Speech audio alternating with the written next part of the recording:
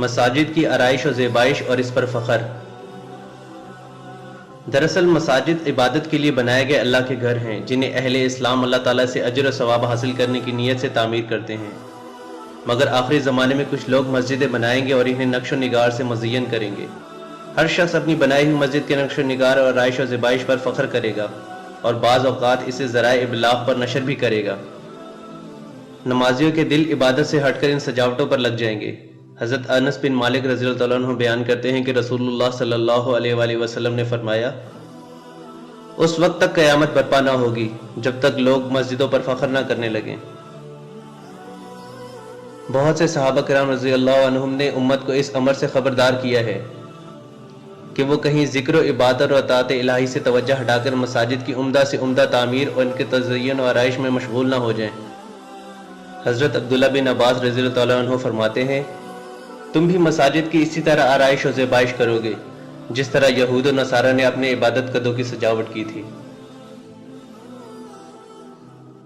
امام بغوی رحمہ اللہ فرماتے ہیں، یہود و نصارہ نے اس وقت اپنی عبادت گاہوں کو نقش و نگار سے مزین کرنا شروع کیا تھا جب انہوں نے اپنی کتابوں میں تحریف اور تبدیلی کر دی تھی۔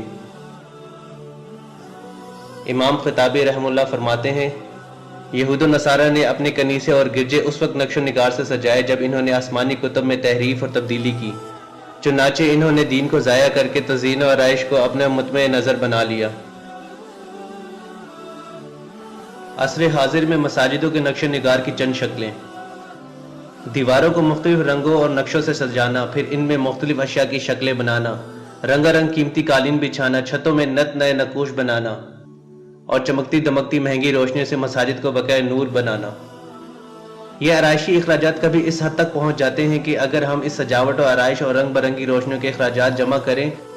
تو اس رقم سے متعدد نئی مساجد تعمیر کر سکتے ہیں۔ ہم یہ نہیں کہہ رہے کہ مساجد کی دیکھ بھال نہ کی جائے یا ان کا فرش اچھا نہ بنایا جائے یا مسجد کی تعمیر میں کمزوری اور نقص رکھا جائے، بلکہ جو چیز منع ہے وہ صرف یہ ہے کہ مساجد کی تزئین و آرائش میں مغالبہ اور اسراف سے کام نہ لیا جائے۔ حضرت ابو درداء رضی اللہ عنہ فرماتے ہیں، جب تم مساجد کی تزئین و آرائش میں مبالغہ کرنے لگو اور قرآن مجید کے نسخوں پر نقش و نگار بنانے لگ جاؤ تو تمہاری بربادی کو کوئی نہیں روک سکے گا۔